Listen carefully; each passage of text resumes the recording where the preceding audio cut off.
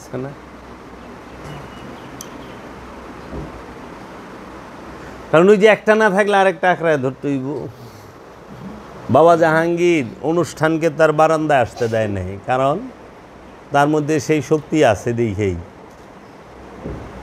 সেই সত্য আছে দেখেই। ড্যাম কিয়া আউট। আর কেউ যে কিছু করবে হ্যাঁ একটা চুলও ব্যাখ্যা করা পারে নাই। অত্যাচার হইলে কম করে না। ইসলামিক ফাউন্ডেশন সুদ্ধা লড়ছে একার বিরুদ্ধে। বাংলার জমিনে কোনো পীরের বিরুদ্ধে এইভাবে লড়ে নাই। ইসলামিক ফাউন্ডেশনের যে চেয়ারম্যান ছিল আকরাম খাঁ, সে সহ আদালতে জায়গা হারাইছে। বাবা জাহাঙ্গীরে প্রশ্ন করছে, 154টা প্রশ্ন করছিল, একটা প্রশ্ন আটকায় পারে নাই। সব বাঘা বাঘা আলেমরা সবাই মিলা বাবা জাহাঙ্গীরের বাড়ি আগুন দিছে, বাবারে ঘরের ভিতরে আটকায়া, বাইরে তালা দিয়া। বাবা জাহাঙ্গীর কাওয়ালি সবাই আইছে, দেখছে বাবা কাওয়ালি সাইরা তসবিটা লইয়া চকিতে শোয়া কানবা পানি পড়তে আছে চোখের, আর সে ধ্যানস্থ হইয়া তসবি টানবাল।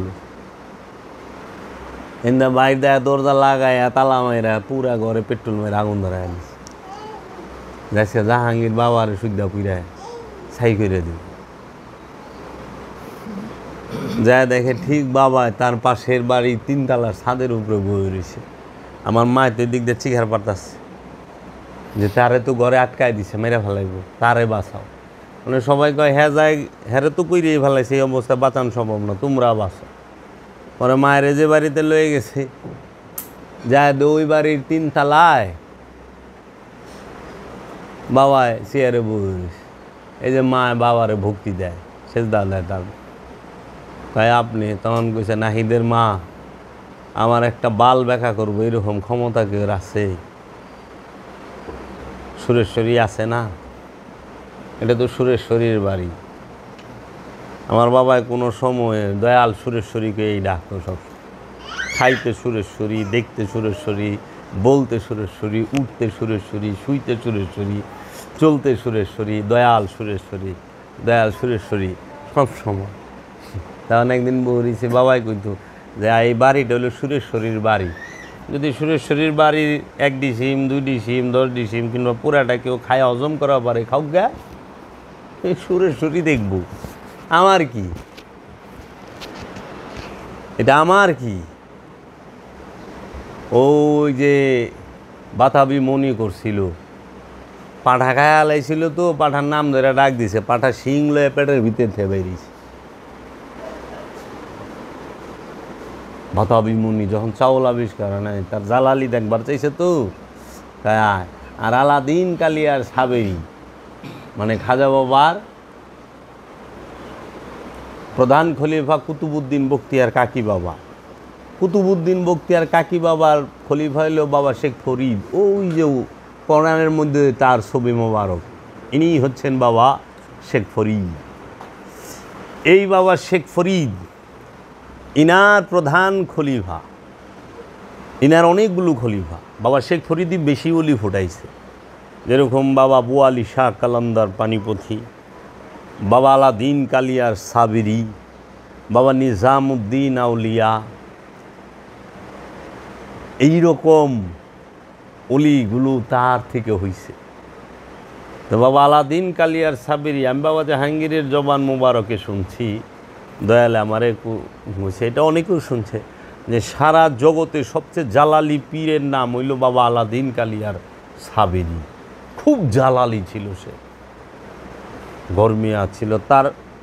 উনি শেখ ফরিদ বাবার আপন ভাগিনা, কালা কাপড় বাইন্দা রাখতো তার চোখে। এখনও ভারতের কালিয়ায় তার মাজার শরীফ। 40 কিলোমিটার এরিয়ার মধ্যে এখনও বসতি নাই, না করিয়া দিছে সব শহর। এই বাবা শেখ ফরিদ পাঠাইল যে কালিয়া ওইখানকার যে জমিদার সে খুব অত্যাচারী, তুমি যাও, আমার তরফ হইতে আমি তোমাকে ওইখানকার ইমাম নির্বাচিত করলাম, নেতা তুমি যা তাকে বলো তোমার এই জুলুম অত্যাচার বন্ধ করো। আমি বাবা শেখ ফরিদের থেকে আগমন করছি, বাবা শেখ ফরিদ আমাকে এইখানকার বানায়া পাঠাইছে, ইমাম তুমি আমার কথা শোনো, আমাকে মানো। তখন সে বলছিল যে আমি যে তোমারে মানুম, তুমি যে ওলি আর তুমি যে তারি, তার প্রমাণ কি? আমার দেখাইবা না, প্রুফ দেখাইবা না, আমার দলিল দেখাও। কয় কি? কয় ওলি যে হ্যাঁ তো কেরামত দেখাইব, কেরামত তার লাজিম। তুমি এক কাজ করো, প্রায় 6 মাস আগে এরকম একটা সময়, আনুমানিক 6 মাস আগে আমার 2টা পালিত হাসি পাঠা আর কি, এই পাঠা হারায় গেছে। ওই পাঠা 2টা কই আছেই, কি অবস্থায় আছে আমার এইটা কই দিই। তখন আমি বুঝুম যে তুমি সত্য যদি হয় তুমি বলি। তাই কয় ঠিক আছে, শুক্রবার দিন কুম রাজ দরবারের মসজিদে আইছে। ওই দিন আবার যে না হার হ্যাঁ আইছে, উৎসুক জনতা, আজকে এইরকমই হইব, হই না আহি ল যাই দিহি। পীর আইসে বলে, পয়সা ভাই হ্যাঁ বলে কেরামত দেখাইব, কী করবো ল যাই। উনি গেছে, সবাই আইছে সবার উপস্থিতিতে।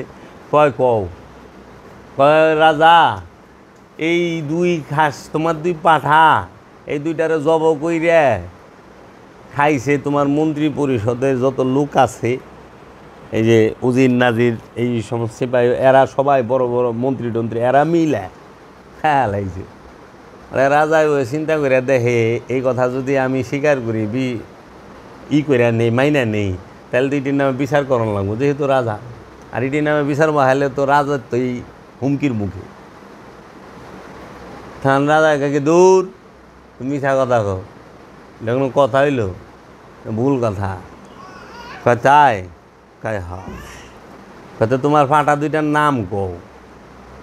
কয় 2টার নামও এই নাম রাখছি। কয় নাম ধরে ডাক দেও। 2টার নাম ধরে যখন ডাক দিছে, সব টিরপ্যাটের থেকে আওয়াজ দিছে ম্যা কইয়া। ওখানে যখন সব টিরপ্যাটের থেকে ভিতরে থেকে আওয়াজ আইছে, এখন পড়ছেনি ফেঁচা দে কেরামত দেখাই দিছে। কয় তুমি জাদুগি, তুমি তো জাদু জানো ভালো, কী কামটা করছো, আমরা এটা মানি না। তাই তুমি বাইরেও বাইর করে দিল। তুমি বাইরে বৈশা রয়েছে, এরা নামাজে হারাইছে। তালা দিন কালিয়ার সাবিরি বাবা বলছিল, তারা সবাই আল্লাহরে সেজদা দিছে নামাজে। মসজিদ তুই দেস না কে সেজদা, তুইও সেজদা দে। পুরা মসজিদ ভাঙ্গা সব মরছে একসাথে। তখন বইলা দিছিল, এখান থেকে সরে যাও, এখানে থাকতে পারবা না, আমি যে আছি এলাকা আজকে না। কাজেই এই আল্লাহর ওলি যারা, তারা মানুষের হেদায়েতের লেগে আহে, মানুষের মুক্তির লেগে আহে, ওলি বানায়, ওলি মনোনীত করে, ওলি নির্বাচিত করে। আমরা যেরকম নিজেরা যদি একটা মসজিদ বানাই সমাজে, তাহলে আমরা নিজেরা কি করি, কমিটি কইরা সভাপতি, সেক্রেটারি, ক্যাশিয়ার এরকম পদ দিয়া নিজেরা মিলা এই মসজিদে একজন ইমাম নিয়োগ দিব। আমরা সার্কুলার দিই যে একজন ইমামই হইব। বিভিন্ন দেশের বিভিন্ন জেলা থেকে, থানা থেকে, বিভিন্ন জায়গা থেকে আলেম ওলামারা 50, 60 জন, 100 জন, 200 জন উপস্থিত। তার মধ্যে আমরা ইন্টারভিউ নেই, হ্যাঁ, যে কে কি আসল বিষয়, কার কণ্ঠ সুন্দর, কারে পছন্দ, কার ব্যবহার সুন্দর। তারপরে যাই আমরা একজন ইমাম নিয়োগ দিই। তাহলে আমাদের গ্রামের মসজিদে ইমাম নিয়োগ কি আল্লাহ দিছে? আল্লাহর রসুলে দিছে? আল্লাহর ওলি দিছে? দিছে কে?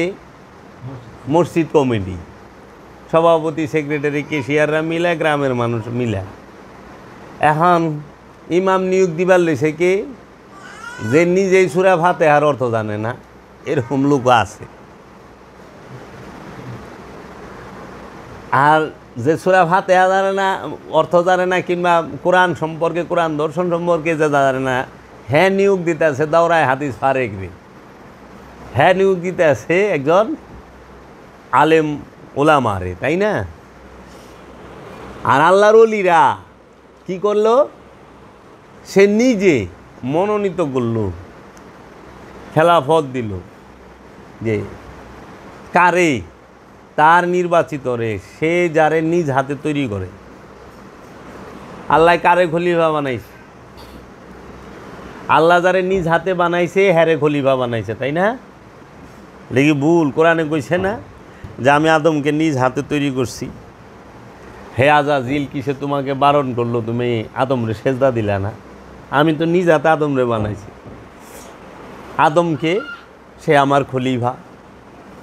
খলিফা শব্দের অর্থ কি? প্রতিনিধি। যে আল্লাহর প্রতিনিধিত্ব জগতের বুকে করবে তিনি আদম। তো প্রত্যেকটা দেশের প্রেসিডেন্টের একটা প্রতিনিধি থাকে, প্রধানমন্ত্রীর একটা প্রতিনিধি থাকে, তাই না? তাহলে প্রতিনিধির কথা মূলের কথা একই। এর লেগে আমরা দেখি আল্লাহর বাণী আদমের ঠোঁট থেকে বাইরেছে, আল্লাহর বাণী নবী রসুলের ঠোঁট থেকে বাইরেছে। কেন? তারা প্রতিনিধি। তাহলে এখন যারা নাকি গুরু হচ্ছে, গুরু সাজতেছে, তারা কি মনোনীত নির্বাচিত গুরুর? গুরু অথরিটি দিছে সবাই রে না। আমাদের দেশে 100 জন পীর মাশায়েখ যারা আছেন, 100 জনের মধ্যে যদি চিলসেরা বিশ্লেষণ করেন দেখবেন যে 90 জনই খেলাফত প্রাপ্ত না। 90 জনই পীর হয়ে গেছে কেমনে? নয় স্বপ্নে, স্বপ্ন দেখা, আর নইলে পরে রুহানিভাবে হাতে হাত দিয়া মোরাকাবা মুশাহেদা বছরের পর বছর কইরা আপন মুর্শিদ থেকে বরদান, খেলাফত, বাক্য সেটা প্রাপ্ত না হইয়াই অলি হয়ে গেছে। মারফতি কিছু কথা মুখস্থ করছে, শুনছে, অলি হয়ে গেছে। এর জন্য এই সুফিবাদটা আমাদের সমাজের মধ্যে একটুটুক কলঙ্কিত হয়েছে, সমালোচিত হয়েছে। কারণ যে গুরুর অনুসরণ করে নাই এর মধ্যে তো গুরুর রং আসবে না। যে গুরুর গোলামি করে নাই সে তো গুরুর দাসত্ব করতে পারবে না, গুরুর গুণ গান গাইতে পারবে না। তো প্রভুর গুণ গান গাইব তার গোলামে, প্রভুর গুণ গান গাইব তার খলিফায়। আমাকে অনেক সময় অনেক জায়গায় জিগা আমার কত বকেও যাই এমনি, মানে মা মায়েরে তুই খালি বাবা বাবা করস, কার বাবা জাহাঙ্গীর, বাবা জাহাঙ্গীর। যে আমি করি, বাবা জাহাঙ্গীর আমার সাহায্য করো, বাবা জাহাঙ্গীর আমার দয়া করো, বাবা জাহাঙ্গীর তোমার কাছে চাই। কয় আমি এই জন্য করতে পারি কারণ আমি আমার গুরুর অনুসরণ করি। আমার গুরু সুরেশ্বরী বাবা দয়াল সুরেশ্বরী করে, কারণ বাবা জাহাঙ্গীর সুরেশ্বরী বাবার অনুসরণ করে। সুরেশ্বরী বাবা ফতে আলী ওয়াইসি করে, ফতে আলী বাবার অনুসরণ সুরেশ্বরী বাবাই করছে। ফতে আলী বাবা এইভাবে করতে করতে একদম মাওলা হাসান, মাওলা হুসাইন, মাওলা আলী করমাল্লাহু ওয়াজহু এবং মহানবী মুহাম্মদ সাল্লাল্লাহু আলাইহি ওয়াসাল্লামের অনুসরণে আছে। এটা হলো আমাদের চেইন। আমরা একের সাথে অপরে বাধা, তাদের কোনো ভয় নাই। মুরিদও তো তাই। আমার বাবার তো লক্ষ ভক্ত আছে, হাজার হাজার মুরিদ আছে। হাজার হাজার মুরিদের মধ্যে তো আমি একা ডাকি না, অনেকে আছে আশিক প্রেমী ডাকে। তো বিষয়টা হইল এই, অনুসরণ জিনিসটা নাই। অনুসরণ না করলে রং আইব কই থেকে? এখন অনুসরণ না করে যদি স্বপ্নে দেখে রং আইব না, চুপ থাকবো কই থেকে? মোরাকাবা করে নাই তো, মুশাহেদা করে নাই। এখন মানুষ বুঝেই না পীর দরুম কি রে। মানুষ মনে করে কি এখন যে পীর দরুম কেন, আর পীর ধরলেই আমি পার, মানে পীর ধরছি শেষ, আর কিছু করণীয় নাই। পীর ধরছি বাস, মরণকালে দেখা দিও ভুইলা যাইও না, বিলাপের কান্দন কান্দে। মারা যাওয়ার পরে রাখবে না গড়ে, আসিবেন মুর্শিদ গো রসুলকে নিয়ে, দেখিব আমি হৃদয় জুড়াইয়া। মারা যাওয়ার পরে রাখবে না গড়ে, আসিবেন মুর্শিদ গো। মরণের পরে মুর্শিদ আইলে আমি দরকারটা কি? হ্যাঁ, দরকার তো মরণের আগে, কারণ হেদায়েত হইব মরণের আগে, মরণের পরে তো হেদায়েত নাই। আবার কইতেছে আসিবেন মুর্শিদ গো রসুলকে নিয়ে, তাহলে মুর্শিদ কেরা আর রসুল কেরা আলাদা? তো এখন যে গুরু শিখাইতেছে মুর্শিদ গো রসুলকে নিয়া, হ্যাঁ তো মুর্শিদ আর রসুলের ভেদ বুঝে নাই। যিনি ওলিয়ে কামেল তিনি আল্লাহর রসুল কোরআন দর্শনে, যিনি কামেল মুর্শিদ তিনি আল্লাহর রসুল। এই রসুল দ্বারাই আল্লাহ হেদায়েত জারি রাখছে, এই রসুল দ্বারা। এর জন্য এই অখণ্ড ভারতে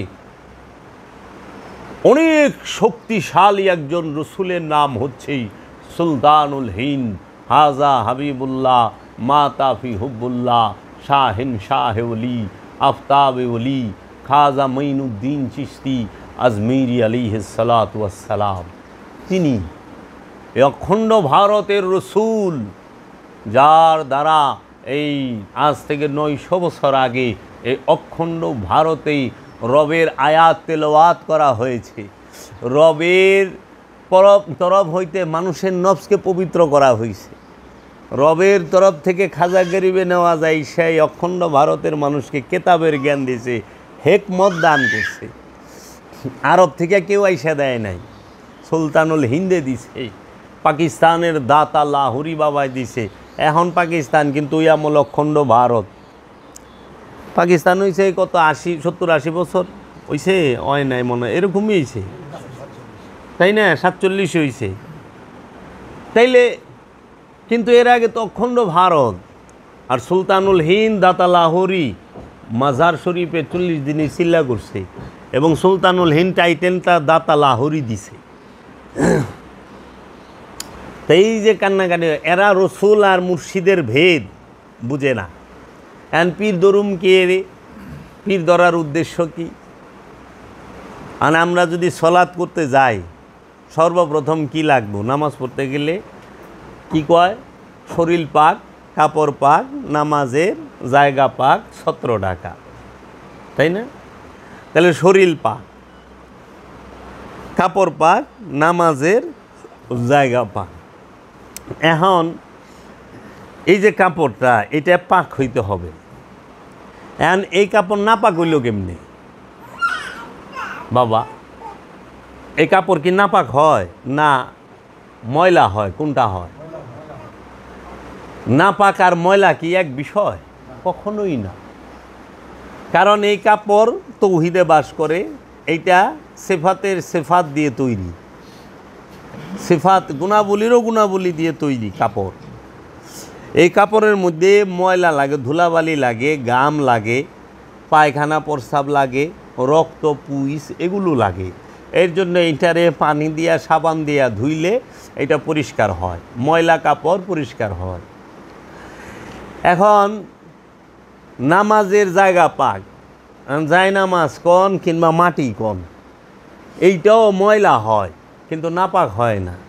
ময়লা জায়গা ময়লা যায় নামাজ, কিন্তু নাপাক জায়গা নাপাক যায় না, কারণ নাপাক মাটি হয় না, মাটি ময়লা হয়। নাপাক কি আর ময়লা কি এটাকে বুঝতে হবে। নাপাক হয় কি? পোশাক নাপাক হয় না, পোশাক ময়লা হয়, অপরিষ্কার হয়। দেহ নাপাক হয় না, দেহ ময়লা হয়, অপরিষ্কার হয়। এই জায়গা জমিন নাপাক হয় না, অপরিষ্কার হয়, ময়লা হয়। তাহলে নাপাক কি হয়? নাপাক হয় অন্তর। কেন নাপাক হয় অন্তর? অন্তরে থাকে শয়তানরূপী খান্নাস। খান্নাস যেখানে থাকে, মানে কামনা যেখানে থাকে, খান্নাসের বাংলা অর্থ হইল কামনা। খান্নাস রূপী শয়তান যেখানে থাকে ওই স্থান নাপাক হয়। এর জন্য আপনি দেখবেন পানি দিয়া সাবান দিয়া কাপড়টা পরিষ্কার করা যায় ধুইয়া, পানি সাবান দিয়া জায়নামাজটা ধুইয়া পরিষ্কার করতে পারবেন, পানি সাবান দিয়া ধুইয়া দেহটা পরিষ্কার করা পারবেন, পানি সাবান দিয়া ধুইয়া মাটিতেও পরিষ্কার করতে পারবেন। কিন্তু পানি আর সাবান দিয়া কোনো দিন কলব পরিষ্কার করতে পারবেন না, নফস পরিষ্কার করতে পারবেন না। কারণ কলব নিরাকার, নফস নিরাকার। নফসকে ধরা যায় না, ধরা যায় তাহলে তো মানুষ মরবারি দিত না, বাইন্দা রাখতো দেহের লগে।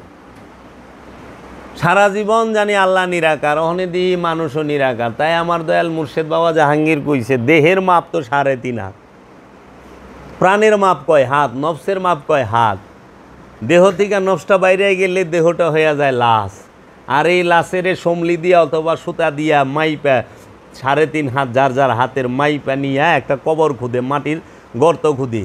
কিন্তু এই দেহের থেকে যে প্রাণটা ছড়িয়ে গেল তার আকার কয় হাত, সে দেখতে কেমন, এইটাই তো আমরা পাইলাম না। তাইলে পীর ধরার মূল উদ্দেশ্য হইল কলবকে পবিত্র করা। কলব কখনোই সাবান দিয়া পানি দিয়া ধোয়া যায় না, কলব কখনোই তায়াম্মুম কইরা পরিষ্কার করা যায় না। আর দেহরে পরিষ্কার করবেন, দেহের বাইর পরিষ্কার হবে, চামড়ার বাইরে ময়লা লাগলে পরিষ্কার, আর দেহের ভিতরে যা আছে সবই তো পরিষ্কার। এই দেহের ভিতরে পায়খানার থলি আছে, মূত্র থলি আছে, থলি আছে না? তাহলে পায়খানা সেটা তো ময়লা, অপরিষ্কার, নোংরা, প্রস্রাব অপরিষ্কার। তো আমার জিন্দা জীবিত ডাস্টবিন এই দেহ, এই দেহের মধ্যে যা আছে রক্ত শরীয়তের দৃষ্টিতে নাপাক, বীর্য শরীয়তের দৃষ্টিতে নাপাক, পায়খানা শরীয়তের দৃষ্টিতে নাপাক, প্রস্রাব শরীয়তের দৃষ্টিতে নাপাক, বমি শরীয়তের দৃষ্টিতে নাপাক, সবই তো নাপাক, থুথু, তাই না? তাইলে পরে বাবা এই সব নাপাক জিনিস, অপরিষ্কার জিনিস তো লয়ে বয়ে রইছি। আল্লাহ তো কয় না দেহ পরিষ্কার করো, আল্লাহ কইছে অন্তরকে পরিষ্কার করো। কাদ আফলাহা মান তাযাক্কা, ওই ব্যক্তি সফল যে নিজেকে পবিত্র করতে পেরেছে। তাহলে নিজে বলতে তো দেহ না, নিজে বলতে এই দেহ এবং প্রাণ দুইটাকেই বোঝায়। এর জন্য মোহ থাকে কলবের মধ্যে, লোভ থাকে কলবের মধ্যে, হিংসা থাকে কলবের মধ্যে, অহংকার থাকে কলবের মধ্যে, কামনা বাসনা থাকে কলবের মধ্যে। এই জন্য পবিত্র করব কি? কলব। পবিত্র করব কি? নফস। এই নফসকে পবিত্র করতে হয় কি দিয়া? পানি সাবান দিয়া? কখনোই না। নফসকে পবিত্র করতে হয় পবিত্র মানবের, আদমের নূর দিয়া, আদমের চেহারা মুবারকের ধ্যান কইরা, দায়েমি সলাত কইরা। আল্লাহর চেহারা ধ্যান করলেই কলব পবিত্র হয়। কার চেহারা ধ্যান করলে? আল্লাহর চেহারা ধ্যান করলে। এন আল্লাহর চেহারা কে? আল্লাহ কোরআনে কি কইছে? ওয়াজহুল্লাহ কে? মুহাম্মদ সাল্লাল্লাহু আলাইহি ওয়াসাল্লাম। এর লেগে ওয়াজহুল্লাহ মানে আল্লাহর চেহারা। আল্লাহর চেহারা কে? স্বয়ং মুহাম্মদ সাল্লাল্লাহু আলাইহি ওয়াসাল্লাম।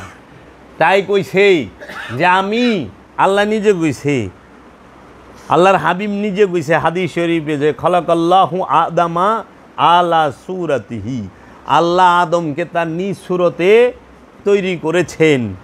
আল্লাহ বলছে, হে আমার হাবিব, যে আপনার হাতে হাত দিয়া বায়াত হইল সে আমার হাতে হাত দিয়া বায়াত হইল। হে আমার হাবিব, যে আপনাকে অনুসরণ করলো সে আমাকেই অনুসরণ করলো। হে আমার হাবিব, যে আপনাকে মহব্বত করলো সে আমাকে মহব্বত করলো। তাহলে আল্লাহর চেহারা কে? আদম। আল্লাহর চেহারা কে? মুহাম্মদ সাল্লাল্লাহু আলাইহি ওয়াসাল্লাম। এই আল্লাহর চেহারার ধ্যান করে ওয়াইস আল কারনি, সে তার কলবকে, নফসকে পবিত্র করে লাহুত রাজ্যে প্রবেশ করেছেন। মাওলা আলীর চেহারা ধ্যান করলে, মাওলা আলীর চেহারা কি? আলী কারামাল্লাহু ওয়াজহু। মাওলা আলী হচ্ছে আল্লাহর কারাম, দয়া, রহমত, নিয়ামত, হেকমতের চেহারা। মাওলা আলীর চেহারা মুবারক কি হইল? আল্লাহ রব্বুল আলামিনের নূরের চেহারা, দয়ার চেহারা, রহমতের চেহারা, হেকমতের চেহারা, কারামতের চেহারা। এই চেহারার ধ্যান করলে তখন যায়া কলব আর নফস পবিত্র হবে। এর জন্য নামাজ পইরা কলব পবিত্র করা যায় না।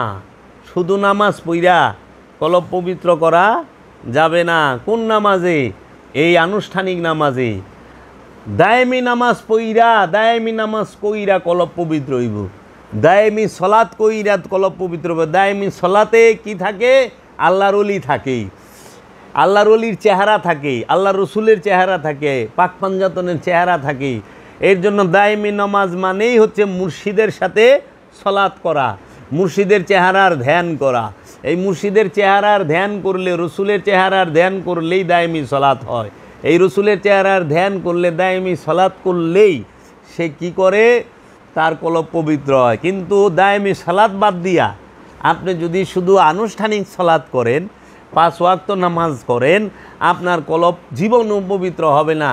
তার দলিল কোথায়? আমরা দেখছি এজিদ 5 ওয়াক্ত নামাজ পড়ছে, অনেক নফল নামাজ পড়ছে, কলব পরিষ্কার হয়েছে এজিদের? না। আচ্ছা, মামুনুর রশিদ, হারুনুর রশিদ, মুতাওয়াক্কিল, মুতাসিম বিল্লাহ, যারা আওলাদে রসুলদের খুনি, আওলাদে রসুলদের খুন করছেন, তাহারা 5 ওয়াক্ত নামাজ পড়তো, কিন্তু কলব পরিষ্কার হয়েছে? হয় নাই। আপনি যা দেখেন মীর জাফর 5 ওয়াক্ত নামাজ পড়তো, মীর সাদেক 5 ওয়াক্ত নামাজ পড়তো না? তো কি কলব পবিত্র হইছে? এই যে হাজার হাজার কেজি বোম মারলো এই যে জঙ্গিরা, এরা 5 ওয়াক্ত নামাজ পড়ে না? এখন কলব পবিত্র হইছে? না। আপনি যা দেখেন এই যে যে আমাদের দেশে যারা নাকি বড় বড় এইগুলো ধরা পড়লো, যারা এই যে বোম দিয়া মানুষ মারে, এরা 5 ওয়াক্ত নামাজ পড়ছে। কিন্তু বাংলা ভাই, ওই যে ডক্টর গালিব, হ্যাঁ, মুফতি হান্নান, এরা যে আইলু, কি তাকে কলব পবিত্র হইছে? হয় নাই। আচ্ছা, আমাদের দেশে আপনাকে গ্রামগঞ্জে যারা নাকি সুদ খায়, এরা আমি দেখি, আমারও এহেনও আছে, আত্মীয় স্বজনের মধ্যেও আছে যে সুদ খায়, 10 টাকা হারে, হেরাও 5 ওয়াক্ত নামাজ, হজ, কোরবানি করতেছে, কিন্তু কলব তো পবিত্র হচ্ছে না। তো এর জন্য বললাম যে আনুষ্ঠানিক আবাদত দিয়া কলব পবিত্র হয় না। দায়েমি আবাদত করলে কলব পবিত্র হবে। অবশ্যই সলাৎ করতে হবে, সেই সলাৎটা হইল দায়েমি সলাৎ। এর জন্য আল্লাহ কুরআনে সূরা সাবার 46 নম্বর আয়াতে বলছে, তোমরা সলাতে দাঁড়াও প্রথমে জোড়ায় জোড়ায়, তারপরে একা একা। তোমরা রুকু করো রুকুকারীর সাথে, সূরা বাকারায়। তোমরা সেজদা করো সেজদাকারীর সাথেই, প্রথমে জোড়ায় জোড়ায়, তারপরে একা একা। তোমরা তাহাজ্জুদ করো, তাহাজ্জুদ শব্দের অর্থ হইল সাধন প্রচেষ্টা। মধ্যরাত পার হয়ে গেলেই তাহাজ্জুদ করে গভীর রাতে, মানে আরামের ঘুম হারাম কইরা আল্লাহ রব্বুল আলামিনের সাথে, আল্লাহর রসুল রাহমাতাল লিল আলামিনের সাথে সংযোগ যোগাযোগ প্রচেষ্টাকে একটু বেশি চেষ্টা করে যারা, তাদেরকেই বলা হয় সাধক, সাধন প্রচেষ্টা। যে তারা সব সময় নিজেকে রসুলের কাছেই সাত্তাছে, রসুলের কাছে সমর্পণ করতেছে। হে আমার রসুল, আমার ইচ্ছাটাকে আপনি জাকাত হিসাবে নিয়ে নেন, আমি আমার ইচ্ছাটাকে আপনার কাছে জাকাত দিতে চাই, আপনি দয়া করে কবুল করেন। আমার ইচ্ছাকেই আমি আপনার কাছে কুরবানি করতে চাই, আপনি দয়া করে আমার এই কুরবানি গ্রহণ করেন, কবুল করেন। তো এই কুরবানিটা যখন রসুলের কাছে করতে পারে তখন যায় কামিয়াব। এর জন্য আমরা পীর ধরি, কিসের জন্য? নফসকে এবং কলবকে কামনা শূন্য করে, পুত পবিত্র করে, সেই কলব এবং নফসকে রবের মহানূরের মাঝে ফানা এবং বাঁকা করার জন্য, বাঁকায় অবস্থানের জন্য। ফানা মানে বিলীন হয়ে যাওয়া, বাঁকা মানে স্থায়ী হয়ে যাওয়া। এর জন্য আমরা পীর ধরি। এখন কি করে? পীর ধরছে, মুড়ি দিছে, পীর সাবে কয়ে দিছে, যা এক কাম কর, 5 ওয়াক্ত নামাজ পড়িস, তসবিহ তাহলিল করিস, হ্যাঁ, আর ওই যে অনুষ্ঠানের দিন আহিস, এত তারিখে অনুষ্ঠান হয়, উরসে আহিস। এই অহনে যাইবার লইছে, অনেক পীর ধরছি আমি কেরানীগঞ্জে চুনকুটে, এখন নামাজ পড়ি আমি আমার এলাকার ইমাম সাহেবের পিছিয়ে যাই কবে লেছে বিহাজাল ইমাম। তাহলে তোমার পীর কে? প্রত্যেকের আপন মুর্শিদ তার ইমাম, আপন পীরই তার ইমাম। যে গুরু ধরছে সে আর কোনো দিন কইতে পারে না বিহাজাল ইমাম। এই ইমামের পিছে অন্যজনে, তাহলে মুরিদগিরি থাকে না তো, ভাঙ্গা যায় তো। কে শিখাইব? আমি কি আল্লাহরে খুশি করুম না সমাজ খুশি করুম? আমার কারে দরকার? আল্লাহ আল্লাহ রসুল দরকার না? আমি রসুলকে খুশি করতে চাই, আমি রসুলের ইচ্ছা মতো চলুম, আল্লাহর ইচ্ছা মতো চলুম। আমি তো সমাজের মানুষের ইচ্ছা মতো চলুম না, চলুম। এই জন্য কোরআন বলছে, তুমি যদি অধিকাংশ মানুষকে ফলো করো, তোমরা, আমাদেরকে বলছো, রসুলকে না, তোমরা যদি সমাজের অধিকাংশ মানুষকে ফলো করো, তারা তোমাকে গুমরাহির পথে নিয়ে যাবে। অধিকাংশ মানুষকে ফলো করা যাবে না, যে এখানে বেশি মানুষ তাকেও ফলো করি না, ওলিয়ে কামেলকে অনুসরণ করতে হবে। ওই আয়াত রসুলের লেগা না, আমাগো লেগা, আমানুর লেগা, মানুষের লেগা, নাসের লেগা, ইনসানের লেগা। ওই আয়াত রসুলের লেগা না। রসুল আবার কারে অনুসরণ করব? নবী কারে অনুসরণ করব? কারণ নবী নিজেই কেন্দ্রবিন্দুতে অবস্থান করে, নবী হয়ে আগমন করে, রসুল হয়ে আগমন করে, তো তিনি আবার কার অনুসরণ করব? তিনি অনুসরণের কেন্দ্রবিন্দুতে অবস্থান করেন, তাকে কেন্দ্র করে অনুসরণ। এর জন্য তুমি সমাজের অধিকাংশ মানুষ, এই যে পাড়া মহল্লার মানুষগুলো, আরে এই কিরি ব্যাপার, আমাকে কয় না, দেখি না, আস না, ব্যাপার কি, এই তুই তো ভালো লোক না, এই না সেই না, তা অনেক কী কই, আহি না কি রে? কারণ আল্লাহ কইছে যে সলাৎ করে হ্যাঁ পাপই করা পারে না, হ্যাঁ আল্লাহ পাপ থেকে বিরত রাখে। এটা আল্লাহ প্রতিশ্রুতি, ইন্না সলাত তানহা আনিল ফাহশাই ওয়াল মুনকার।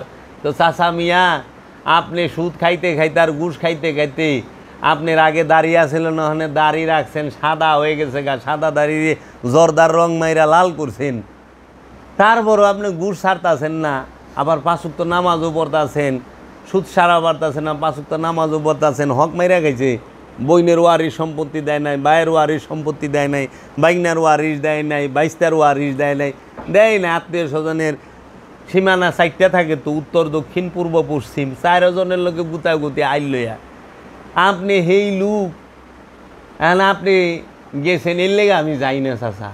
কে রে? আমি শুধরাইতে দেখলাম না তো, কিন্তু কোরআন তো কইছি না সলাত তানহা আনিল ফাহশাই ওয়াল মুনকার, নিঃসন্দেহে এই সলাৎ পাপ কাজ হইতে বিরত রাখবে। তুমি যায় দেখো গা, ওলিয়া কামেলের একজন সাধক মুরিদ যে আসলেই মুসল্লি, তাকে যায় দেখো, সেই কাহারও সম্পদ মাইরা খাওয়া তো দূরের কথা, নিজের সম্পদ মাইনসে লয়ে গেছে, ওইটারই হিসাব রাখে নাই। সে সুদ ঘুষ খাইব তো দূরের কথা, সে নিজের সম্পদ বিলাইতে বিলাইতে নিঃস্ব হয়ে যা, সে মানুষের সেবায় নিয়োজিত। যায় দেখো, আছে মানুষকে অনেকভাবে সেবা করা যায় বাবা। সবচেয়ে উত্তম সেবা হলো খাবার দিয়া, জ্ঞান দিয়েও সেবা হয়, বিদ্যা দিয়া সেবা করা যায়, চিকিৎসা দিয়া সেবা করা যায়। এই সেবাগুলো সব ধর্মের মধ্যে শ্রেষ্ঠ, এবং এইটাই সবচেয়ে পুণ্যের কাম কইছে। এই করোনার মধ্যে যারা নাকি জীবন বাজি রাইখা মানুষের সেবা করছে, তাগো থেকে উন্নত ধার্মিক কেউ আছে? তাদের থেকে ভালো আমলদার কেউ আছে? ঘরের ভিতরে জিকির করা সহজ, কিন্তু করোনার মধ্যে একজন করোনা রুগীর চিকিৎসা দেওয়া এটা বড় কঠিন, নিজের জীবন বাজি রেখা। তো করে নাই সারা বিশ্বে, তুমি কি এই অবদান ভালাই দিতে পারবা? জ্ঞান দিয়া করে, বিদ্যা দিয়া করে, তথ্য দিয়া করে, এর জন্য সেবার মন মানসিকতা থাকতে হবে। তো কাজেই পীর দড়ি গিয়ে রে এটাই বুঝে না, আর পীর দড়ি কলবরে পবিত্র করো, কলব কিটা বুঝে না, কলব বামদের নিচে, এটা হলো রূপর। এই তুই থাকা ভালো, আস্তে আস্তে সাধন ভোজনের একটা পর্যায়ে গেলে আপন গুরু কয়ে দিব কলব কি, পবিত্র হইছে না হয় নাই। এর লেগা পবিত্র কার ধ্যান করলে পবিত্র হইবেন? আল্লাহর চেহারা। শয়তানের চেহারার ধ্যান করলে পবিত্র হইবেন? যার মধ্যে কামনা আছে সে কি আল্লাহর চেহারা না শয়তানের চেহারা? আর যার মধ্যে রহমত আছে সে আল্লাহর চেহারা। এর জন্য কামনা বাসনা যুক্ত লোকের কাছে কেউ যদি মুরিদ হয়, সে তার ধ্যান করলে হ্যাঁ কামনা বাসনা যুক্তই থাকবে, কারণ ধ্যান করছেন যার, স্বভাব তো তারই হইব। ওখানে মাছ পানির মধ্যে সারাক্ষণ থাকে, পানি ছাড়া মাছ বাঁচতে পারে না, পারে? পানির থেকে উঠাইলে সে ছটপট করে মইরা যায়। মাছের জীবন পানি, তো মাছ পানিতে থাকতে থাকতে পানি আর মাছের মিলনে এমন একটা গন্ধ তৈরি হয় মাছের শরীর থেকে, পানির গন্ধ। তখন কি ওই মাছটা যে ধরে টাচ করে তার শরীরটা শুদ্ধ গন্ধ ছিটা যায়, ওই মাছটা যে বাজারে থাকে ওই এলাকা শুদ্ধ গন্ধ ছিটা যায়। মুর্শিদের মহব্বতটা থাকতে ওই পানি আর মাছের মতো এমনভাবে মিলা থাকবো, এমনভাবে দৌড়াইব বাবা যে গ্রাম গন্ধ ছুটে যাবো গা, মুর্শিদের গ্রাম ছুটে যাব ওইটার মধ্যে, যে আমার মুর্শিদের গ্রান আমার মধ্যে আছে। পানি আর মাছের মতো, যার সাথে আপনি হাত দিবেন, এখন মাছ ধরে কেউ লোক হাত মিলাইছেন, হেরা তো গন্ধ হয়ে গেছে, আবার যায় যার লোক হাত মিলাইব, হেরা তো গন্ধ হয়ে গেছে। এর জন্য মহব্বতটা করতে হইব এইরকম, তুমি যার লগে থাকবা তার গ্যারান তোমার মধ্যে ছুটবই। এলে সুরের লগে থাকলে সুরের গ্যারান আইব শৈল দেয়, নেতার লগে থাকলে নেতার গ্যারান আইব শৈল দেয়া, কারবারের লগে থাকলে কারবারের গ্যারান আইব শৈল দিয়া। হ্যাঁ, অলিলা থাকা মানে বইয়া থাকলে না, অনুসরণ করলে। নেতা যেভাবে হাঁটে ওইভাবে হাঁটবা, নেতা যেভাবে বক্তব্য দেয় ওইভাবে দিবা, নেতা যেভাবে নেতাগিরি করে ওইভাবে করবা, মানে অনুসরণ করলায়। যে যারে অনুসরণ করবো, সুরের অনুসরণ করলে সুর হইবা, ডাকাইতের অনুসরণ করলে ডাকাইত হইবা, মৌলবীর অনুসরণ করলে মৌলবী হইবা, ওহাবির অনুসরণ করলে ওহাবি হইবা, সালাফির অনুসরণ করলে সালাফি হইবা, সুন্নির অনুসরণ করলে সুন্নি হইবা, অলির অনুসরণ করলে অলি হইবা। আর তুমি কি সুন্নি হইবা না অলি হইবা? তুমি কি সুন্নি হইতে চাও না অলি হইতে চাও? তুমি কি সালাফি হইতে চাও না অলি হইতে চাও? মানে সালাফিরা কেউই অলি হইবার চায় না, সালাফি হইবার চায়। সুন্নিরা অলি হইবার চায় না, সুন্নি হইবার চায়। আমার তো সুন্নি উদ্দেশ্য না, আমার উদ্দেশ্য এবং লক্ষ্য হইল কামালিয়াত অর্জন করা। কামেল, কামেল বাংলা শব্দ হইল পরিপূর্ণ। কুল্লু জাহেজ মানে সমস্ত কিছু সঠিক হইছে, কুল্লু কামেল সমস্ত কিছু পরিপূর্ণ, কোনো অপূর্ণতা যার মধ্যে নাই সে হইল কামেল, কোনো প্রকার অপূর্ণতা নাই। অনেকের আছে অনেক রিপু নাই কিন্তু একটু লোভ আছে, তাহলে কামেল না, মানে একটু আছে অন্য সব ভালো। অনেকের আছে অনেক কিছু সব নাই কিন্তু একটু অহংকার আছে, মানে পরিপূর্ণ। তাহলে আমরা এই বিষয়গুলো পীর কি এর ধরুন, এটা হলো মূল আমাকে দরকার, এইটা এই আলোচনা। আচ্ছা, আমরা যারা পীর ধরছি, পীর ধৈরা কী করুম এটাও আমাকে জানার বিষয়। পীর ধরছি আমাকে কর্ম শেষ না, কর্ম আরও বাইরে গেছে। অনেক গুরুর অনুসরণ করতে হইব, গুরুর বাড়িতে যাইতে হইব, গুরুর সহবতে থাকতে হইব, গুরুর খেজমত করতে হইব, সেটা আর্থিক হোক, মানসিক হোক, শারীরিক হোক, কর্মের দ্বারা হোক, জ্ঞানের দ্বারা হোক, বুদ্ধির দ্বারা হোক, যেভাবেই হোক গুরু সেবা, গুরুর বাড়ির যে মুসাফির আইব তাকে সেবায় থাকতে হবে। এর মধ্যে আমার তিনটা জিনিস মূল থাকবো, আদব, ভক্তি, মহব্বত। এই বিষয়টা আদব আর ভক্তি থেকে মহব্বতের জন্ম হয়ে যাব। মানে আদব নাই, ভক্তি নাই, তাহলে মহব্বত আসবে না। আর মহব্বতের অপর নাম ইমান, আমলের অপর নাম ইমান না।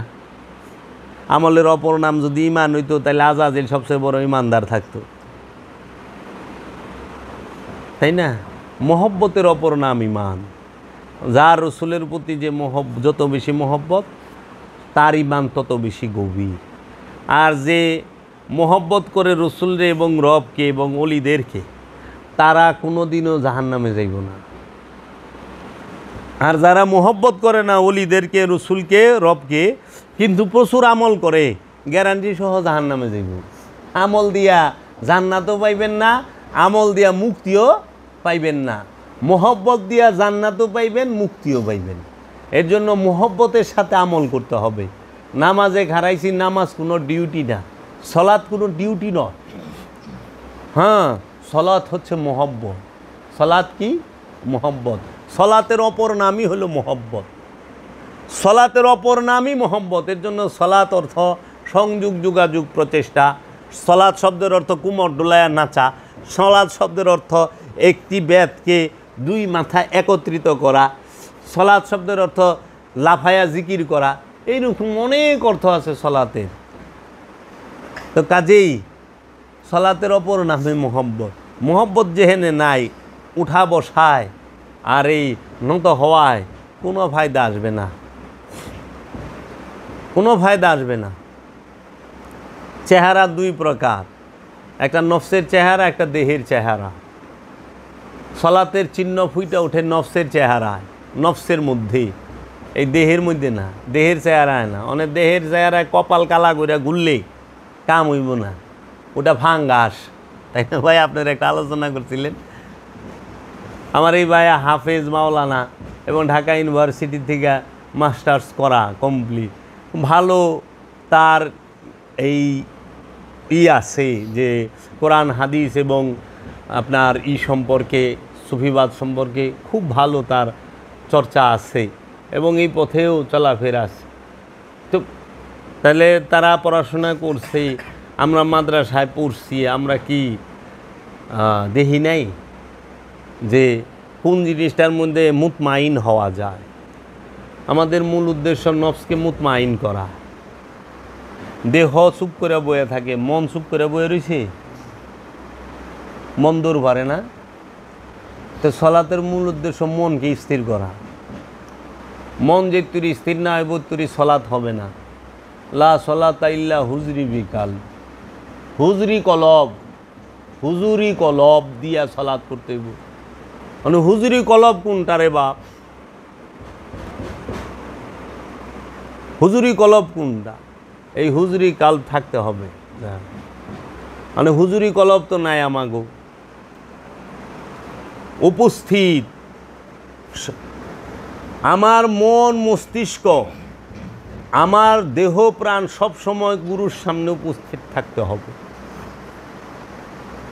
একাগ্রতা ছাড়া কোনো দিন, একাগ্রতা ছাড়া সলাৎ হয় না। আর এই হুজুরি কলবটা কইরেই দিব আপন মুর্শিদে। দয়াল পীরের দয়াল কয় কি রে? কি দয়াল করছে? ব্যান চালায় খায়, পীর ধরছে। ও তো 10 তলা বাড়ির মালিক হয় নাই, কিন্তু পীরের যায় কইতেছে দয়াল। কি কারণ? কারণ একটাই, দয়াল দয়া করে হইল নফসটা শান্ত হয়। ব্যান চালায় খাক, 10 তলা বাড়ি না থাক, কিন্তু ওর নফস শান্ত হয়ে গেছে, ওর কলব পবিত্র হয়ে গেছে। যে কলবকে পবিত্র করে দেয় তারে কয় দয়াল, যে নফসকে শান্ত করে দেয় তারে কয় দয়াল। যে কলবকে পবিত্র করার ক্ষমতা রাখে তাকে বলে ইমাম। যে নফসকে পবিত্র করার ক্ষমতা রাখে এবং কইরা দেয় সে হইল ইমাম। যে সহি শুদ্ধ তেলাওয়াত জানে সে ইমাম, এটা হলো মেজাজি। আসল ইমাম হইল সে যে নফসকে পবিত্র করার ক্ষমতা রাখে এবং করে, যে কলবকে পবিত্র করার ক্ষমতা রাখে এবং করে, সে হইল ইমাম। এই ইমাম মানতেই হবে, ইমাম ছাড়া উপায় নাই বাপ। এই ইমামের নেতা লাগবে, ইমাম লাগবে।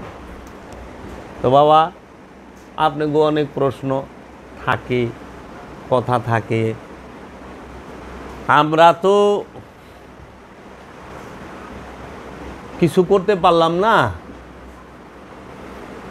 আমরা বাবা জাহাঙ্গীরে পাইছি, কিন্তু আমরা বাবা জাহাঙ্গীরের মোহব্বত করা পারিনি। হ্যাঁ, অহনে বাবা আমাগো চোখের আড়াল হয়েছে, চর্ম চোখের। আমার চোখের সামনে বাবা জাহাঙ্গীর আছে, থাকি, কিন্তু আমি গেলে যেই আমার বাবা আমার একটা ডাক দিত, আমরা মুরিদ ভাই যেই যাক, আমার বাবা যে একটা ডাক দিত, আইস বাবা, আইস। কোন সময় আইস বাবা? এই যে ওখানে আইস। পিঠের মধ্যে একটা বুলালি দিত। হ্যাঁ, ওই জিনিসটা খুব অভাব ফিল করি বা। এই জন্য সবসময় দয়ালের জন্য চোখে জল থাকে আমার। দয়াল, আমরা তোমারে বুঝতে পারলাম না, আর যখন বিন্দুমাত্র হোশ আইছে তখন তুমি আমাদের থেকেই পর্দা নিছ। আশিকের হৃদয়ে মাসুক জিন্দা, আমি আছি আল্লাহ আছে, আমি নাই আমার কাছে আল্লাহ নাই, তোমারও কাছে আছে, সবার কাছে আছে। আমি নাই, আমি এখন মরে গেলেই আমি তার আল্লাহকে ডাকতে পারুম না। পারুম? তোমরা পারবা, তোমরা আমার সামনে আল্লাহ আল্লাহ ডাকবা, আমি পারুম না। এর জন্য আমি আছি, আমার আল্লাহ আছে, আমি নাই, আমার কাছে আল্লাহও নাই। এই জন্য মুর্শিদ থাকতে মুর্শিদকে বুঝতে হয়। এই জীবনটা অনেক দুর্লভ জীবন, আমরা মুর্শিদ হারাই। আমার মুর্শিদ আমারে যে দয়া করছে, যে মোহব্বত আদর ভালোবাসা দিছে, আমি এই আদর ভালোবাসা কোথাও যায় আর পাবো কি না এটার গ্যারান্টি নাই, পাবো না। তাহলে মুর্শিদ দয়াময়। প্রেমের বাজারে ইউসুফ তার রূপ বিক্রি করতে গেছিল, মানে ইউসুফের রূপ কেনার মতো খরিদ্দার কেউ ছিল না জুলাইখা ছাড়া। ইউসুফের রূপের মূল্য একমাত্র জানে জুলেখা। জুলাইখা ছাড়া ইউসুফের রূপের মূল্য আর কেউ জানে না। মজনুর প্রেমের ঢেউ, সেইটা অনুভব একমাত্র লাইলি করতে পারে। লাইলি ছাড়া মজনুর প্রেমের ঢেউ কেউ অনুভব করতে পারে না। অন্ধের রাজ্যে আয়না বিক্রি করা এটা বোকার কাজ। প্রেমিক থাকলে প্রেমের কথা কোন যায়, ভাবুক থাকলে ভাবের কথা কোন যায়। চাতক থাকলেই তো কাজে বাবা গো কার কাছে কইবেন হৃদয়ের ভাব, মুর্শিদের ভাব। ওখানে পাথরের কাছে যায় যদি আপনি পাথর চাটেন, পাথর কোনো দিন আপনার পিপাসা মিটাই পারবো? পিপাসা লাগছে, চাটবার লইছেন যা পাথর, এখন তো পাথর দিয়ে লয়ে গেছে গা। পিপাসিত মানুষ, ভক্ত পিপাসিত, কিন্তু যায় পাথরের গুরু মনে কইরা চাটবার লইছে যে মনে পিপাসা মিটবে। পিপাসা তো মিটে না। আরও জিব্বায় যে একটু পানি আসিল ওয়াও পাথরে চাইচা খায় আলাইছে, পিপাসা আরও বাইরে গেছে, হতাশাও বাইরে গেছে। এর জন্য পিপাসা মিটাইতে গেলে জলের কাছে যাইতে হবে, বিশুদ্ধ জল, বিশুদ্ধ পানি পান করতে হবে। পানি ছাড়া পিপাসা মিটে না, খালি গ্লাস পিপাসা মিটায় না। কোরআন বলছে ইন্না আউয়ালাল বাইত হুদিয়া লিন্নাস, নিশ্চয়ই এই ঘর হচ্ছে সবচেয়ে পুরাতন আদি ঘর, মানব জাতির জন্য হেদায়েত। হুদিয়া লিন্নাস, নাস ইনসান কয় নাই, হুদিয়া লিন্নাস মানব জাতির হেদায়েত। মিনাল বাক্কা, এই বাক্কা হইল সবচেয়ে পুরানা ঘর আল্লাহর তৈরি, মানব জাতির জন্য ঘর হেদায়েত। ওখানে আমরা ওইটারে বলি যে আল্লাহর ঘর কাবা, মক্কা। মক্কা শরীফ থেকে তো যে মক্কার খাদেম হ্যাঁ তো হেদায়েত পায় নাই। খাদেমুল হারামাইন বাদশারা, প্রতিটা বাদশাই তো খাদেমুল হারামাইন, এরা দিয়ে লক্ষ লক্ষ মানুষ হত্যা করছে নির্বিচারে। মামুনুর রশিদ খাদেমুল হারামাইন ছিল না? হারুনুর রশিদরা ছিল না? হাজ্জাজ বিন ইউসুফ কাবা মক্কা বানায় নাই, বাঙ্গা বানাইছে তো। হেদায়েত হইছে খালি গ্লাস পিপাসা মিটায় না। ওই মেজাজি ঘরের মধ্যে যখন হাকিকি কাবা প্রবেশ না করবে, জীবনও হেদায়েত দিব না। হাকিকি কাবা হইল মুহাম্মদ সাল্লাল্লাহু আলাইহি ওয়াসাল্লাম। যখন মেজাজি কাবা উপস্থিত হয়েছে যায়া, তখন মানুষ হেদায়েত পাইছে। খালি গ্লাস পানি পিপাসা মিটায় না। পিপাসা মিটাইতে গেলে গ্লাস ভরা থাকতে হইব। তো বাবা, এর জন্য খালি ইবাদতে কখনোই মুক্তি দিতে পারবে না, যেই পর্যন্ত ওই ইবাদতের সাথে আদম না থাকবে। আদমের অনুসারী হইয়া ইবাদত করতে হবে, আদমকে অনুসরণ কইরা ইবাদত করতে হবে। আদম যেভাবে কয় ওইভাবে ইবাদত করতে হবে। নিজের ইচ্ছা মতো ইবাদত করলে মুক্তি পাওয়া যাবে না। আদম যেভাবে বলে সেইভাবে করলে মুক্তি পাওয়া যাবে। এর জন্য পীরের ধ্যান ছাড়া কিছু নাই, দায়মি সলাৎ ছাড়া কিছু পাইবা না। দায়মি সলাৎকে প্রতিষ্ঠিত করতে হবে আপন দেহ এবং মনে। তাই মারিফতের মূল কেন্দ্র ভূমি হচ্ছে আপন দেহ মন। এই দেহ মনের গবেষণা করো, এই দেহ মনের মধ্যেই রবকে খুঁজা পাইবা, এই দেহ মনের মধ্যেই রসুলকে খুঁজা পাইবা, এই দেহ মনের মধ্যেই তার দাসত্ব প্রতিষ্ঠিত হবে। দেহ মনের বাহিরে কিছুই নাই। এজন্য আল্লামা ইকবাল বলছেন, ইয়ে জিক্রে মিম ইয়ে বেসরুর এ বুরআক এ বেশবি, তেরি খুদি के निगेबा नहीं तो कुछ भी नहीं, दयार इश्क में अपना मकाम पैदा कर, ते दिल ও निगाह मुसलमान नहीं तो कुछ भी नहीं। দিল আর নিগাহ, দিল মানে অন্তর কলব মন, নিগাহ মানে নজর দৃষ্টি। তোমার দৃষ্টি এবং তোমার অন্তর যেই পর্যন্ত মুসলমান না হবে এই পর্যন্ত কিছুই পাইবা না। দিল ও নিগাহ মুসলমান নেই তো কুছ ভি নাহি। এই দুইটা মুসলমান না হলে, আত্মসমর্পণ না করলে কিচ্ছু পাইবা না। এই দেহটাই মিমের জিকির, এই দেহটাই বুরাক, এই দেহটাই মেরাজে যাবার বাহন, দ্রুতগামী বাহন। এই দেহের বাহিরে কিছুই নাই। দয়ার ইশক মে, দয়ার মানে পীর মুর্শিদ, ইশক মানে মোহব্বত। পীরের মোহব্বতে আপনার মকাম, নিজের রাজ্য তৈরি করো।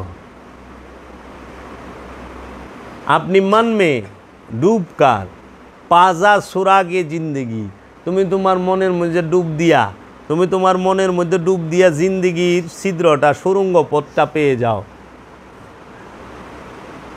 তু মেরা বানতা না বান আপনা তো বান, কইতাছে তুই আমার হস চাই না হস, কোনো অসুবিধা নেই, কিন্তু নিজের হ। আমরা তো আল্লাহর হয়ে পারলাম না, রসুলের হয়ে পারলাম না, নিজের হয়ে পারলাম না। সারা জীবন এই মানুষগুলো শয়তানের হইয়া রইল। শয়তানের ইবাদত করা নিষেধ, আল্লাহর ইবাদত করা, রসুলের অনুসরণ করা আদেশ।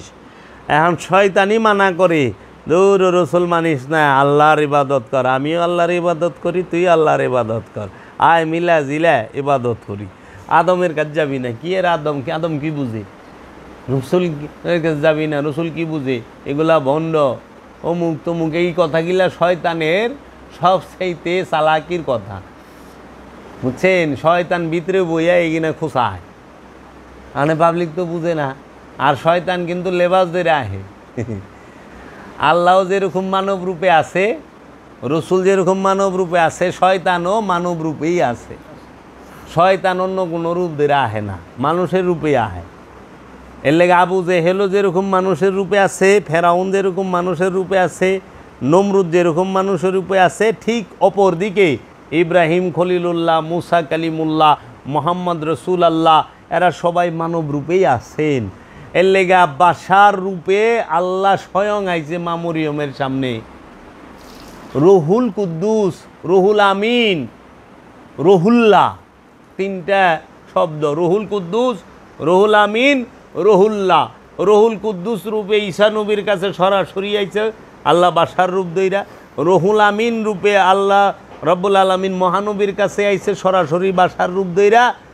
আর রসুল রূপ দইরা রুহুল আমিন, রুহুল কুদ্দুস এবং রূহ, সে সরাসরি আইছে মা মরিয়মের কাছে মেহরাবে।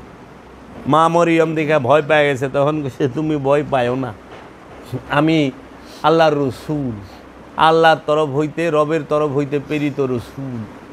এর জন্য রূহ সেও বাসার রূপ ধারণ করে, আল্লাহ নিজে বাসার রূপ ধারণ করে। কোরআন স্পষ্ট পায়।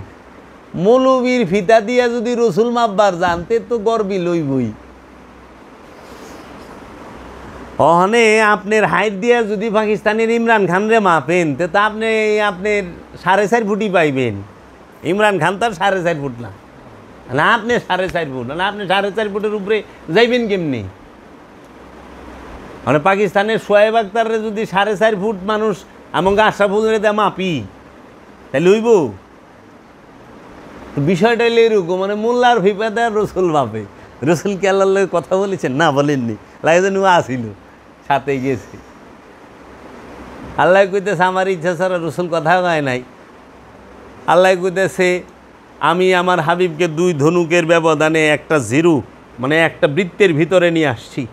এই বৃত্তের ভিতরে আমি আর রসুল মেরাজ হয়েছে। আমুল্লাহ কহে না, ওইখানে পর্দা আছে, পর্দাটা না দিছে মৌলবীতে।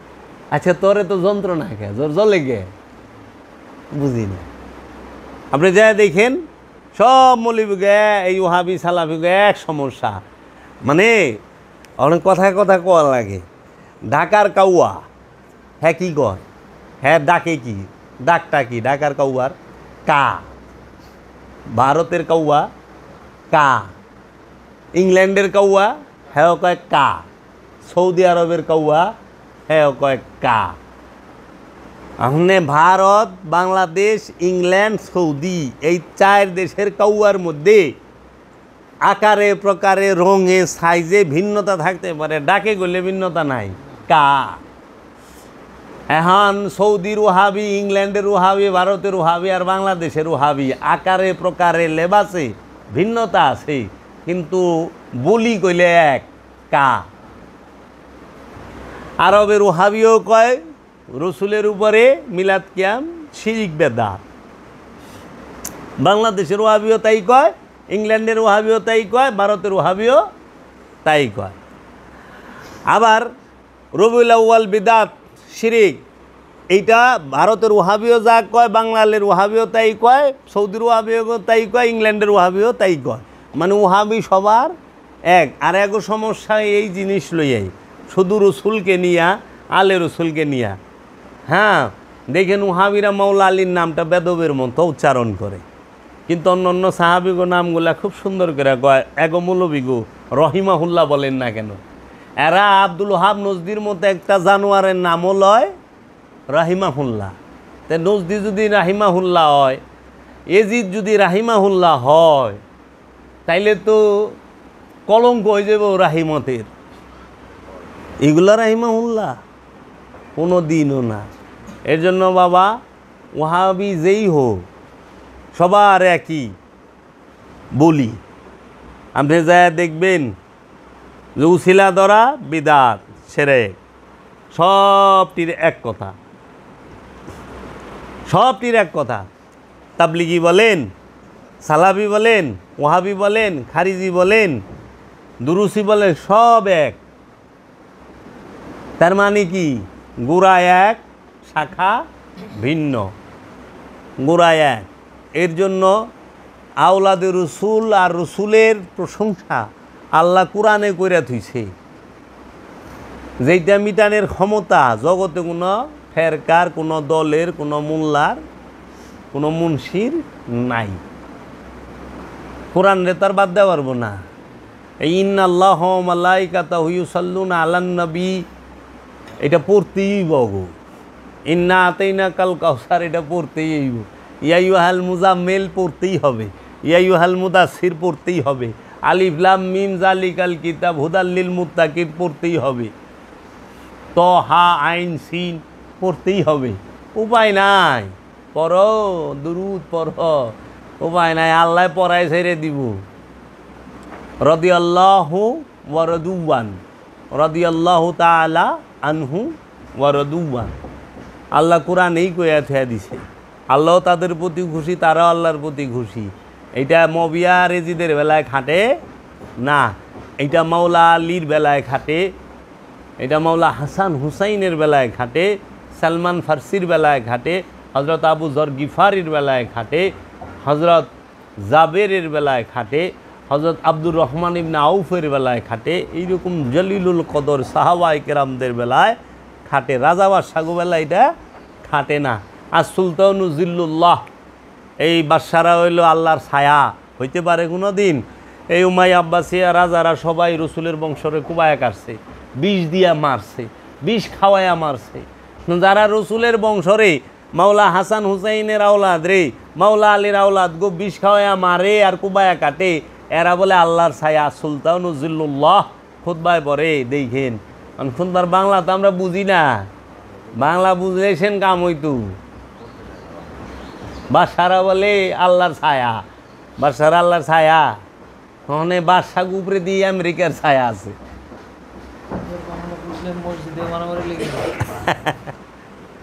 জি এই কাজেই আমাদের দরবারগুলো এখন মোল্লাতন্ত্র দিয়ে ভরে গেছে। মৌলবী জিনিসটা খুব ভয়ানক জিনিস, যেহেনে যাইব পছন্দ রায় দিব, কারণ সে যেটা শিখছে সেইটাই।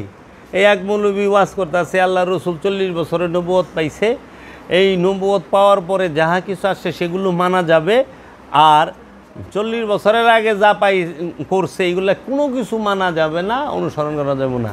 এই মুস্তাকুন নবী নামের এক দেওবন্দি ওহাবির ওয়াজ শুনলাম, সেই যে আহম্মকুল্লাহ, ওটা আহম্মদুল্লাহ, আহম্মকুল্লাহ আল্লাহর তৈরি আহম্মক, ওইটা আল্লাহর আহম্মক, ওই আহম্মকুল্লাহ। কি এর আহম্মদুল্লাহ? তাহলে কি এর মধ্যে কি কোন? তো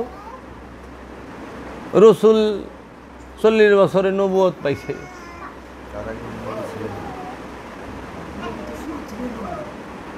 তো রসুল যদি 40 বছর আগে নবুয়ত পায়, তাহলে হে আলাম তারা, আপনি কি দেখেন নাই? কাইফা ফা আলা রব্বুকা বি আসহাবিল ফিল, আপনি কি দেখেন নাই হে আমার রসুল, হে আমার হাবিব, যে আমি হস্তি বাহিনীর সাথে কিরূপ ব্যবহার করেছি? তো হস্তি বাহিনী লয়ে আইছে আল্লাহর হাবিবেরও আগমনের 50 দিন আগে। ইয়ো জন্মের আগে যদি হস্তি বাহিনীর কাণ্ড কারখানা দেখে, আলাম তারা দিয়া কতটি আয়াত আছে, একটু পড়েন না। আলাম তারা মানে কি? আল্লাহ কসম কাটলো, আল্লাহ কসম কার লগে কাটতেছে, কারে শুনাইতেছে কসম কাইটা? মোল্লা রে, আমানু রে, মুমিন রে, আল্লাহ রসুলে শুনাইতেছে। ওয়ালা উকসিমু বে নফসে লাওয়ামা,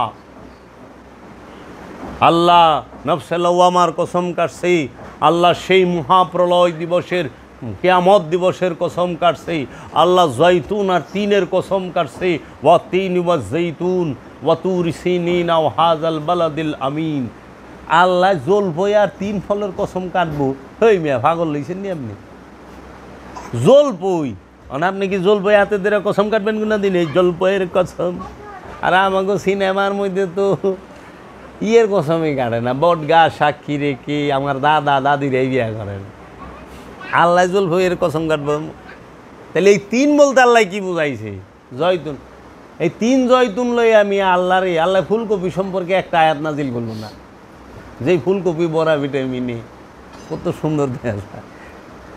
জলফই হ্যাঁ,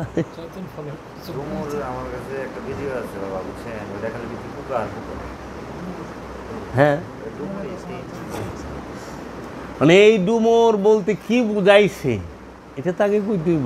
রূপকতা ব্যবহার করছে, যেটা সবচেয়ে বেশি সাংঘাতিক বিষয়, ওইটার মধ্যে সবচেয়ে বেশি রূপকতা, সবচেয়ে বেশি রূপকতা। যে যারে বেশি ভালোবাসে সে তারে বকে বেশি। সবচেয়ে বেশি আপন মানুষটার কাম করণ লাগে বেশি, কারণ আপন মানুষ ছাড়া দায়িত্ব সবাই সবারে দিতে পারে না। এর লেগা আল্লাহর সবচেয়ে আপন কে? আল্লাহর হাবিব। এর লেগা আল্লাহর হাবিবের ত্যাগ বেশি করণ লাগছে, কষ্ট বেশি করণ লাগছে, নির্যাতন বেশি সহন লাগছে, কারণ সবচেয়ে বেশি নিকটে। কারণ আল্লাহর বান্দারেও তরানের লেগে রসুলের বংশরে কোরবানি করণ লাগবে, হয় না। কারণ আল্লাহ রসুলের বান্দা কান্ডারি বানায় দিছে, মানে তুমি কেমনে পার করবা তোমার বিষয়। এর লেগে দেওয়া নেওয়া সব জায়গায় আস। কি কারণে শাহাদাত করব, কি দরকার আছে? তো কাজেই মানুষরে বিভ্রান্তি করে রাখছে মানুষই। কই যাইবেন, আমরা তো অনেক দিশাহারা। আপনি গো একটা জিনিস, সূরা বাকারার আয়াত নাম্বার 28, আল্লাহ জিগাইছে কাইফা, কেমন করিয়া, কি রূপে, তাকফুরুনা, কুফরি করা, অস্বীকার করা, মিথ্যা আরোপ করা, বিল্লাহি, আল্লাহর সহিত বা সঙ্গে আল্লাহকে, কেমন করিয়া কুফরি করো আল্লাহর সাথে। আল্লাহর সাথে কে কুফরি করে? তাহলে আমরা প্রশ্ন করতে পারি, এটা আল্লাহ জিগাইতেছে, প্রশ্ন করছে কেমন করিয়া কুফরি করো আল্লাহর সাথে। ওয়া এবং কুনতুম, তোমরা ছিলে, আমওয়াতান, মৃত, এবং তোমরা ছিলে মৃত। যারা আল্লাহর সাথে কুফরি করে তারা ছিল মৃত। হ্যাঁ, তারপরে আল্লাহ কইতেছে ফা আহিয়াকুম, সুতরাং তোমাদের জীবিত করিয়াছেন। সুম্মা ইউমিতুকুম, তোমাদেরকে মৃত্যুদান করিবেন। সুম্মা ইউহয়িকুম, তোমাদেরকে জীবিত করিবেন, তারপর তোমাদেরকে জীবিত করিবেন। সুম্মা ইলাইহি তুরজাউন, তারপর তাহার দিকে প্রত্যাবর্তন তথা ফিরাইয়া আসা। এখন এই যে 28 নম্বর আয়াতটা, এই 28 নম্বর আয়াতটা জন্মান্তরবাদদের কি ইঙ্গিত করে নাই? কয়বার জীবিত আর কয়বার মৃত একটু দেখান তো। 2 বার মৃত, 2 বার জীবিত উচ্চারণ করছে। প্রথমে ছিল মৃত, তোমরা ছিলে মৃত, সুতরাং তোমাদেরকে জীবিত করিয়াছেন। তারপর তোমাদেরকে মৃত্যুদান করিবেন, তারপর তোমাদেরকে জীবিত করিবেন, তারপর তাহার দিকে প্রত্যাবর্তন করিবেন। মানে প্রথমে যে মৃত্যুর কথা বলছে, তার মানে আমি অবশ্যই জীবিত ছিলাম, তাহলে মৃত্যুর কথা প্রথম আসলে কি হবে? হ্যাঁ, তোমরা ছিলে মৃত, হ্যাঁ, প্রথমেই মৃত ছিল বলতেছে, সেখান থেকে জীবিত করছে, আবার মৃত্যুবরণ করবে, আবার তার দিকে আবার ফিরে আসবে। তাহলে আমার প্রশ্নটা আসে হইল, মৃত বলতে কি বোঝায়? প্রথমে ছিলাম মৃত, প্রথমে আমরা কি মৃত্যু আসিলাম, কেমনে মরা আসিলাম, কোন রূপে আসিলাম মরা? বাবা, আমার জানা মতে তো আমরা তখনই মরম যখন জন্মগ্রহণ করব। আমি প্রথমেই ছিলাম মৃত, তার মানে আমার পূর্বে জন্ম ছিল, তাহলে আমি মরলাম কীভাবে? মরণ শব্দটা তো জীবিত যে তার ক্ষেত্রেই আসে। ভাই বলুক। আমি অবশ্যই জন্ম ছিলাম, এই কারণে আমি হয়তো মৃত হয়েছি। আমি তো আপনাদের থেকে হুননের লেগা, না না, আমি কনের লেগা না, কনের লেগে তো আমি ঠাস টুস করতাম। বলেন, বলার হইলে আমি বলতাম না, আমি জানার লেগে যে আমি জিনিসটা জানতে পারি নাই। আপনাদের কোরআনের অ্যাপস আছে মোবাইলে? হ্যাঁ, আপনারা এক কাজ করেন, সূরা মুলকে 2 নম্বর আয়াত বাইর করেন। আল্লাযী খালাকাল মাউতা ওয়াল হায়াতা লিয়াবলুয়াকুম আইয়ুকুম আহসানু আমালা। অর্থ, আল্লাযী খালাকাল মাউতা, যিনি মৃত্যুর সৃষ্টি করেছেন, জি, ওয়াল হায়াতা, এবং জীবন দান করেছেন, জি, জীবন সৃষ্টি করেছে, জীবন সৃষ্টি করেছেন। লিয়াবলুয়াকুম আইয়ুকুম আহসানু আমালা। ওই লিয়াবলুয়াকুম অর্থ কি? পরীক্ষা করার জন্য, পরীক্ষা করার জন্য। আল্লাহ জন্ম এবং মৃত্যু এই দুইটাকে সৃষ্টি করছে তোমাকে পরীক্ষা করার জন্য। ওইখানেও আগে মৃত্যুর শব্দটা আছে, পরে জীবনের কথা। খলাকাল মাউতা ওয়াল হায়াতা, মৃত্যু এবং জীবন। আচ্ছা, সূরা এই পুনর্জন্ম লইয়া একটু কথা মাগো, যেরকম আমি সূরা কিয়ামত হুম, লা উকসিমু বিয়াউমিল কিয়ামা জি, ওয়া লা উকসিমু বিন-নাফসিল লাওয়ামা। এই জায়গায় প্রথম মৃত্যু ঘটে। পুরা অর্থটা পড়েন। তিনি সৃষ্টি করিয়াছেন মৃত্যু ও জীবন তোমাদের পরীক্ষার করিবার জন্য। কে তোমাদের মধ্যে কর্ম উত্তম, তিনি পরাক্রমশালী। আল্লাহ জীবন মরণ কেন সৃষ্টি করছে? আল্লাহ স্পষ্টভাবে কইছে পরীক্ষা করার জন্য। তাইলে আবার এহেন আল্লাহ সূরা বাকারায় কয়ে দিছে কেমন করিয়া কুফরি করো আল্লাহর সাথে, যে তোমাদেরকে মৃত্যু থেকে জীবিত করেছেন, আবার মৃত্যু দিবেন, আবার জীবিত করবেন, আবার মরণ দিবেন। তাইলে জীবন এবং মরণ এটা কেন? পরীক্ষা। জীবন মৃত্যুটা কি? পরীক্ষা। তে মরে গেলে তো কান্দোকে, পরীক্ষা দেখলেই কান্দ। জীবন। আচ্ছা, সূরা কিয়ামত। লা উকসিমু বে ইয়াউমিল কিয়ামতি। লা মানে না, নো, নট, নয়, নহে, নাই, নেই। উকসিমু আমি কসম করিতেছি, আমি শপথ করিতেছি, আমি দিব্য করিতেছি, আমি প্রতিজ্ঞা করিতেছি, আমি অঙ্গীকার করিতেছি, আমি প্রতিশ্রুতি দিতেছি। বে ইয়াউমিল দিনের সহিত, দিনের সঙ্গে, দিনের দ্বারা, দিনের মাধ্যমে, দিনের দিন দিন কর্তৃক। With the day, by the day, in the day, at the day, on the day, for the day. কিয়ামতি কিয়ামত, মহাপ্রলয়, পুনরুত্থান, resurrection, to rise from the death, to ascend. কিয়ামত শব্দের অর্থ কি? কিয়ামতের বাংলা অর্থ কি? মহাপ্রলয় এবং পুনর্জন্ম। মহাপ্রলয়ও বলা হয়, পুনরুত্থানও বলা হয়। রিজারেকশন বলে ইংরেজিতে to rise from the death, to rise from the death, to ascend ইংরেজিতে বলে। তাইলে মুসলমানের কি হইব? কিয়ামত হইব। মহাপ্রলয় হবে না। পুনরুত্থান হবে না। পুনর্জন্ম হবে না। মুসলমানের কি হইব? কিয়ামত। হিন্দুর আবার কিয়ামত হইব না, হিন্দুর হইব পুনর্জন্ম, জন্মান্তরবাদ হইব।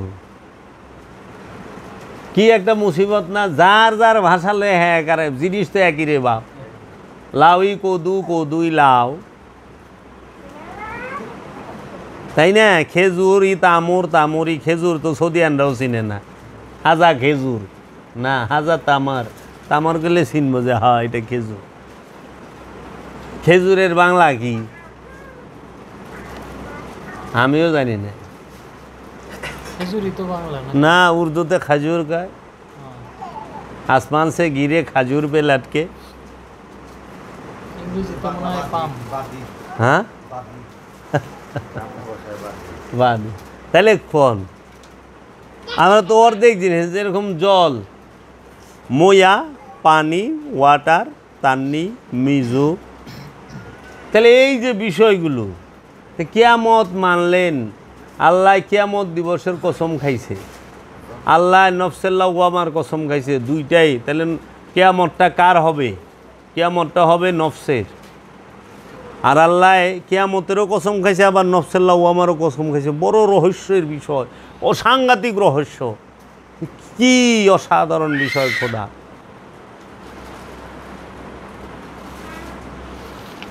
আল্লাহর কি আর খায়ালে কাম নাই? সারা সৃষ্টি জগতে, বিশ্ব ব্রহ্মাণ্ডে হাজার হাজার প্রকারের প্রাণীর মধ্যে একমাত্র জিন ইনসানের নফসের একটা যে স্তর, জিন ইনসানের নফসের মধ্যে নফসে আম্মারা আছে, নফসে লাওয়ামা আছে, নফসে মুতমাইন্না আছে, নফসে মুলহেমা আছে। কিন্তু নফসে মুতমাইন্নার কসমও খায় নাই, নফসে আম্মারার কসমও খায় নাই। কসমটা খাইছে নফসে লাওয়ামা। কিন্তু সবচেয়ে মজার বিষয় হইল নফসে লাওয়ামা অন্য কোনো নফসের মধ্যেই নাই। দুয়ে দুয়ে চাই। সারা সৃষ্টি জগতে কোনো প্রাণীর মধ্যে নফসে লওয়ামা নাই, শুধু মানুষ আর জিন ছাড়া। সংগ্রামরত নফসকে নফসে লওয়ামা বলে, জিহাদরত নফসকে নফসে লওয়ামা বলে। সেই জিহাদ, সেই সংগ্রাম কার বিরুদ্ধে? রাষ্ট্রের বিরুদ্ধে, দলের বিরুদ্ধে না, সেটা হলো কামনার বিরুদ্ধে, খান্নাসরূপী শয়তানের বিরুদ্ধে।